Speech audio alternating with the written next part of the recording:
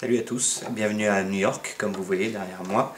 Nous sommes en plein Times Square et surtout on est en plein US Open.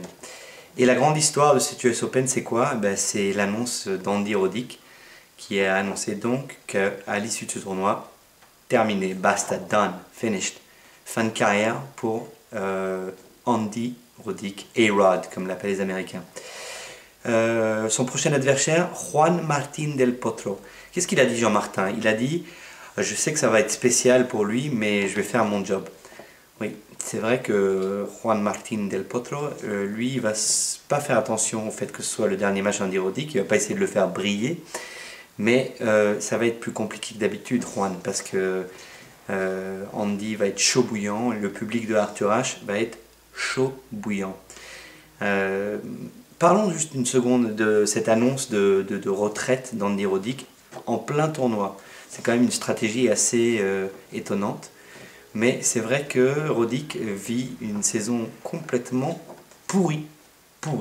Rappelons qu'il a quand même perdu contre des joueurs comme Darcis, Chardy. Bon, Chardy, même si c'est pas mal, c'est quand même pas extraordinaire. Roger Vasselin, Malice, Istomin.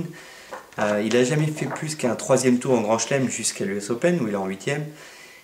Il a certes gagné 2 tournois, mais c'était pas non plus des Grands Chelems. C'était Atlanta où en gros il a battu.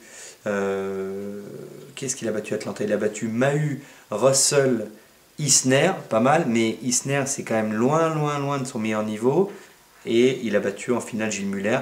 L'autre tournoi qu'il a gagné c'est Eastbourne en Angleterre, où là, il y a carrément 2 sur 5 adversaires qui ont abandonné en cours de match. Seul vrai match, la finale contre Andrea Seppi, l'Italien, qu'il a gagné donc Roddick en 2-7. Mis à part ça, un nez complètement pourri, et on sentait venir le truc. Maintenant, la stratégie de Roddick, c'est quoi? C'est de faire, c'est de tout, donner le tout pour le tout à l'US Open et de faire un all-in à l'US Open, ce qu'il a fait. Et ça lui réussit pas mal, Pas sûr que beaucoup de spécialistes tennis et donné Andy Roddick en 8e de finale à l'US Open, au vu de l'année qu'il a faite. Maintenant, il peut créer la surprise. Pourquoi pas? Il va être comme un dingue sur Arthur Ashe. Le public va être en folie parce qu'Andy Roddick, c'est le dernier vrai joueur américain que tous les Américains connaissent. Sinon, je vous rappelle que le tennis, c'est pas un sport qui existe aux États-Unis, donc personne ne connaît les joueurs de tennis. Mais Andy Roddick, A-Rod, fait partie de ces joueurs qui sont connus partout, dont on parle dans les journaux, dont on parle sur SportsCenter, l'émission de tennis, l'émission de sport, pardon, pas de tennis.